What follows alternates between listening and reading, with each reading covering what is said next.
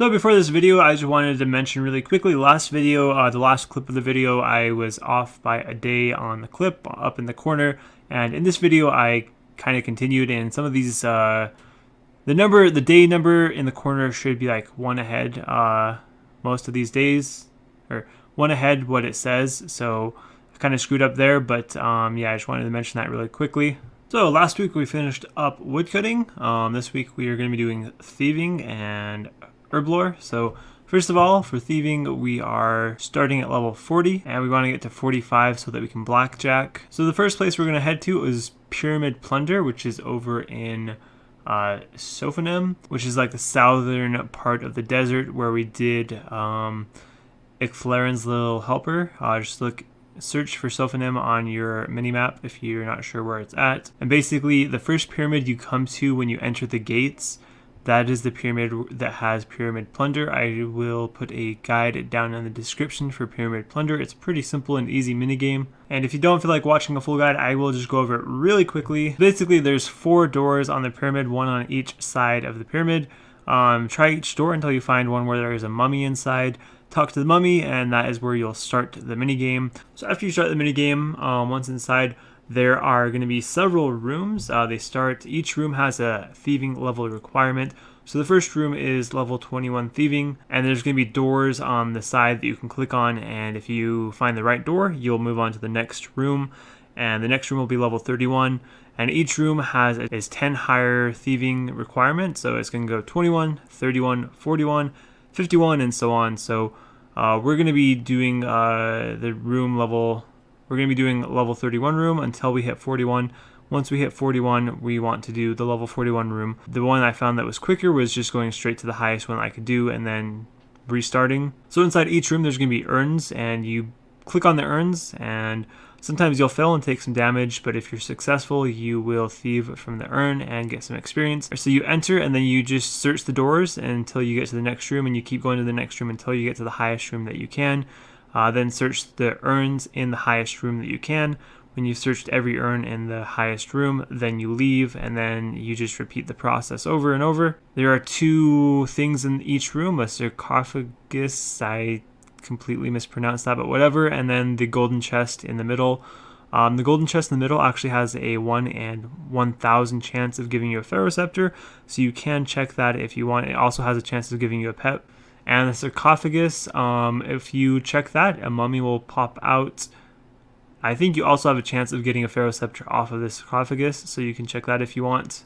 But they will lower experience. So the supplies you want to bring, basically just weight reducing gear or prayer gear. You want some prayer potions, some stamina potions, antidote potions ++, and some food. Put on your double HP restoration prayer, and since we did the contact quest, we should be able to use the bank in Sophonim. So if you run out of food, just run east over down into that underground pit where we did contact, and there should be a bank down there that you can use.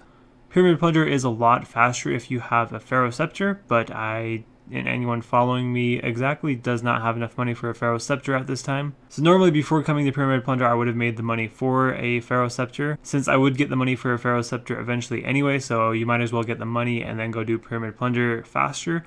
But since we're only doing Pyramid Plunder for not too long, I decided it probably wasn't that big of a deal to do it without a pharaoh scepter. So I got about 45k XP per hour, so should take about 35 minutes to get our thieving from 40 to 45. So after we hit 45, we can start speeding up our thieving experience an hour a lot. So we're going to head over to Palnovich. The supplies you want to bring is some noted food. I'd recommend to go to the GE and buy 500 monkfish before doing this. That should last you until we're done with thieving.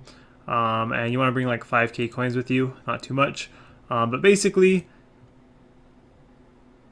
when you're out of food, when you're out of unnoted food, you want to run south over to this guy right here, Banknote Exchange Merchant. You use your noted food on him. He will give you some options and just exchange all. You have to pay a little fee, but not too much, and he will unnote your food. So then you just run back up here to the blackjacking spot, like this guy right here is blackjacking.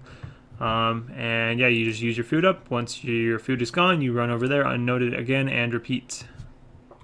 This is where we did the feud quest. So the place where you're going to want to blackjack is a northern house. It's in the northern part of Polnovich. There's a ladder inside. So if you ever mess up and they start attacking you, you can just go up the ladder and then go back down and you're good. To get them into this room, you just click the lure option on them and then bring them into the building, close the door, and you're good to go. To blackjack, you just hit knockout. Then you pickpocket them twice as they are knocked out, and then you hit knockout again. If they ever catch you when you click knockout, you want to quickly click knockout again. Every time they catch you, you can just click knockout again to retry the knockout. If you're too slow, they'll start attacking you, and that's when you want to go up the ladder. So you want to make sure that you're quick. And a quick way to know if you were successful or not is to kind of watch your chat box. There'll be a message that pops up really quick if you are unsuccessful. And if you are successful, it will actually pop up a little bit later. So if you're kind of watching your chat box out of the corner of your eye, you can kind of notice if you're going to fail or succeed based on when the message pops up and kind of just like the length of the text, or at least that's what I do. I will try and put a blackjacking guide down in the description. It's really not that hard once you get used to it, and it is so much faster than other thieving methods at this level. And so from level 45 to 55 thieving, it should be about 1,502 pickpockets. That should get you 60k cash, and it should take about 65 minutes. That is getting 100k XP per hour. Once you hit level 55 thieving, not too much is going to change. All we're going to change is instead of thieving from the level 41 bandit, we are going to thieve from the level 56 bandit, which is in the same area. So basically just get the level 41 bandit out of the building and get a level 56 bandit, and it's going to be exactly the same. From level 55 to 65 thieving, you're going to do 3,355 pickpockets, which is 168k cash we're going to get. And that should take about 2 hours and 10 minutes, assuming that you're getting 130k XP per hour. So once you hit 65 thieving, you want to head to the southern part of the city this time. We're going to be moving on to Menifite thugs, which are the thugs in purple. As far as I know, there's no awesome room down here at the southern part of the city. So with a ladder, you can pick pretty much any building down here. A lot of people, and me too, usually pick this room that you can see me in. I'm not sure, it's just kind of out of habit, and seeing other people do it is why I picked this room, but you can definitely use other rooms as well. I don't think there's really any big advantage to this room that I can tell. But you just want to find a building, get one of these purple Menifite thugs into the building using the same method as the other guys, just lure them in, and it's going to be the same method, knock them out, pickpocket them, and so on. It's not really anything else, nothing's really changed here other than the area. And from level 65 to 75 thieving, it's going to take 5,535 pickpockets, which will get you 332k cash, and that should take about 3 hours and 30 minutes if you're getting 220k XP per hour. So 75 thieving will be like our highest stat besides Hunter, I think, right now. The reason why we're getting 75 thieving is for a diary requirement. And kind of the same with what I've been doing with the other skills is we're getting it to a point where we don't have to boost for the diaries. I definitely could have approached this account and these goals with boosting to the diaries, which probably would have saved some time, but I decided I wanted to do all hard diaries and do it without having to boost. So we're going to need 75 thieving for one of the requirements, and that's why we're getting it. As well as in the future with this account, if you want to continue past the videos I'm going to make, thieving can be a pretty good moneymaker, and it's also a pretty fast 99 if you want to get a second 99 and trim your first 99.